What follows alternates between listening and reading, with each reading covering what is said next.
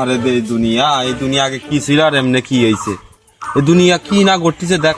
হ্যাঁ, আগে চুরি ডাকাতি কিছু হইতে না, চুরি ডাকাতি হচ্ছে, ধর্ষণ হচ্ছে, কত কিছু হচ্ছে দেখছি। একটু ছোট ভাই বোন দিয়ে ধর্ষণ হচ্ছে।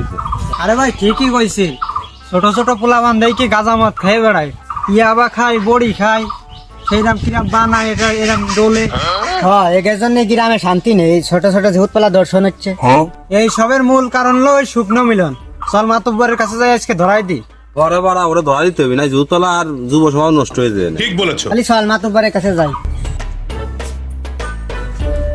আসসালামু আলাইকুম মাতুব্বা সাহেব। ওয়ালাইকুম আসসালাম। ভালো আছেন মাতুব্বা সাহেব? হ্যাঁ ভালো আছি। তা কি মনে করে তোমরা আইছো? কি কো বাবা, যদি আমাদের গিরাম আর গিরাম নাই, গিরাম ওই শুকনো মিলন শেষ করে দিচ্ছে, বুঝছেন? এর একটা বিচার করেন আপনি। কইস কি রে মনি, তালি ওই শুকনো মিলন রে ধরে নেয়ার একটা ফয়সালা করে দি। আচ্ছা মাতুব্বার কাকারা ধরে নিয়ে আসতেছি।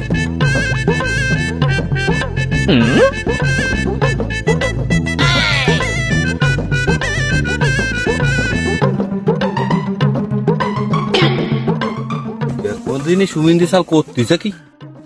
ওরে যেভাবে হোক বিলা দিয়ে নিয়ে যেতে হবে।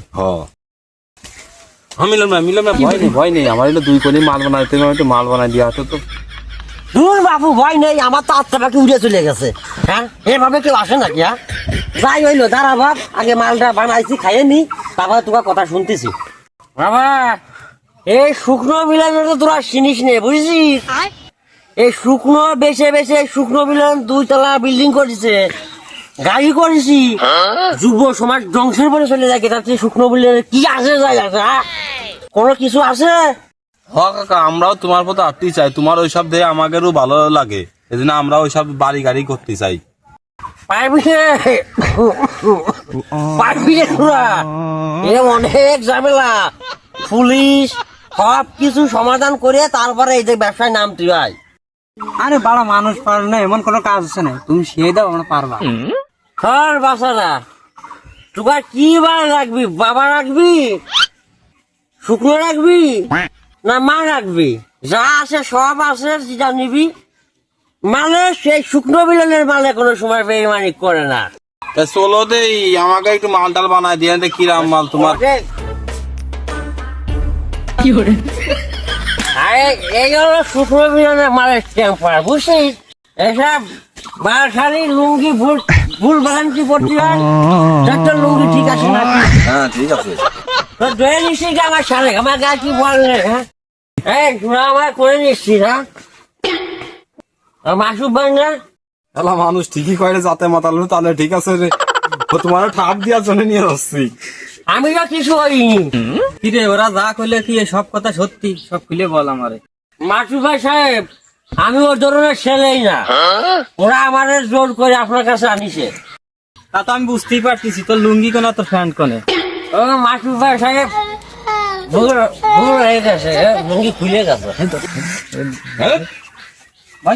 মাসুদ ভাই সাহেব ঠিকই তো আছে।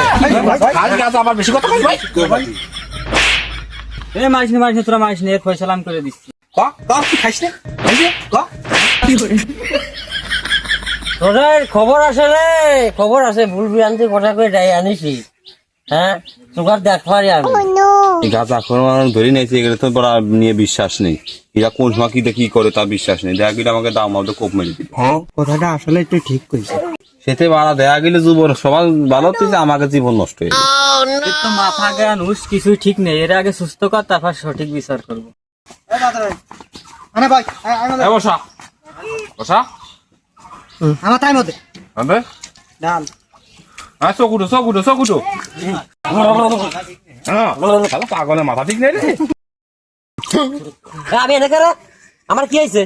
তোরা পানি মারতেছিস? মাতুবার কাছে সব টের পেবে। আয় ওরে মা, আমি যাবো না, আমি যাবো না। আমি বুঝলাম না মাতুর বাসায় আমার কি হয়েছে, এভাবে ছেনা করে আপনার পাশ সামনে এনে ফেলিছে। তুই যে মাদক বেঁচে বেড়াচ্ছিস, এটা আমি কি প্রশাসনের হাতে তুলে দেবো? না না মাতুর বাসায়,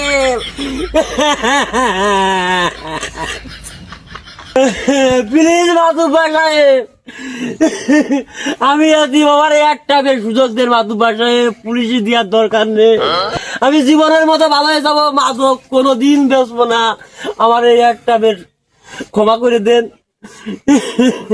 মাতুব্বার সাহেব, আজকে থেকে আমি কান ধরে বলতেছি কোনোদিন আর নিশা দ্রব্য কোনোদিন আমি বিক্রি করবো না, কেউ সেবন করতে দেবো না, নো বড়ি নো গাঁজা।